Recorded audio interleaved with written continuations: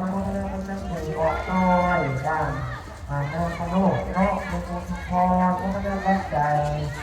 เดินแต่เสียงแต่เสียงจ้าขอคอยเป็นขันหมดอันดีเรื่อยๆจากเรื่องของพลังของฝ่าของเป็นขันหอพอเดินของคืออะไรเรื่องประกาศอันโยงไทยจัดแต่ต้องเดินตกมาการจะใช้ในบ้านหรือรถทัวร์การทำอะไรเป็นสิ่งเล็กบ้านนี้ก็ใช้งานได้คือพี่น้องมาบริจาคฝากคือเนาะก็จะมีขอบทั่วของกองออกแก้วเยี่ยมใจเนาะขนาดเนาะแล้วก็มีไม่ออกแบบธนาคารจิริยะขอบทั่วเพื่อนน้องลูกหลานมาจากบ้านหอยพงพี่น้องก็มันจะทำบุญกับคนโรงเรียนกันต่อพระโมทนาให้พระแก่ไม่รู้ของเกิดกี่พี่น้องให้ทุกคนวางเข้านอนบ้านหอยพงพี่น้องก็คือเดินไปน้องบ้านนี้ก็เลยช่วยไปได้ครับลูกเอาวันที่ขอบใจครับพี่น้องที่คิดเป็นเจ้าสันท่าเดินทางวัตถุวัฒนาเป็นต่อปากของสันท่ามาสู่หน้าผายบ่มาเที่ยวก่อนเอา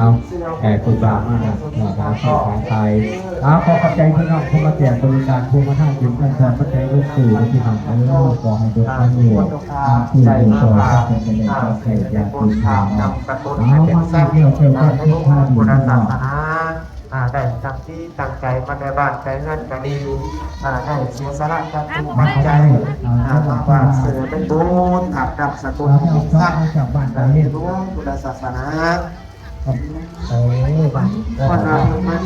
ขับดับมองคนศึกษาก็มาได้มาดีของไม่เมื่อต่างคนคนงานจากคนทุกคนหนึ่งคนนั้นจิตขอผู้บดีอาจารย์เทพแจกประวันแสงโซนีเอ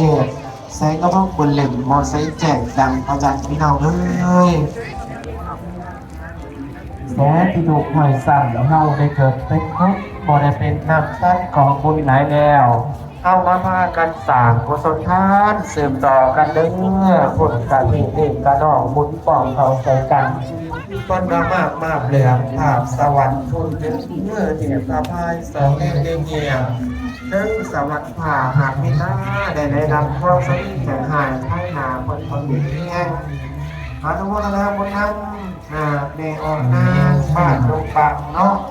มันพลังใส่คนนั้นไปใจเรื่องแสงนี้แสงนี้สาธุขอคนนั้นคนนั้นขอใจรู้ยาวได้ขอดาวจะขอนั้นรักใจการทุกข้อการทำคือเราที่เราเป็นเสียงในก่อนเอาวันนี้การขอขอบคุณใจครับมาผู้ที่ใจใจจะสร้างกับใจนอกมาได้มาปิดกระเพาะเจ้าตาทาทำมีบริการของทางที่เรารับใจใจใจแต่เขามาเอาบุญของผู้คนอาจากที่เราเป็นผู้ที่ใจใจจะทางกับใจและพุทธศาสนาได้มาหอดมาถึงได้มาหัวไปจอภาพทำบุญนอก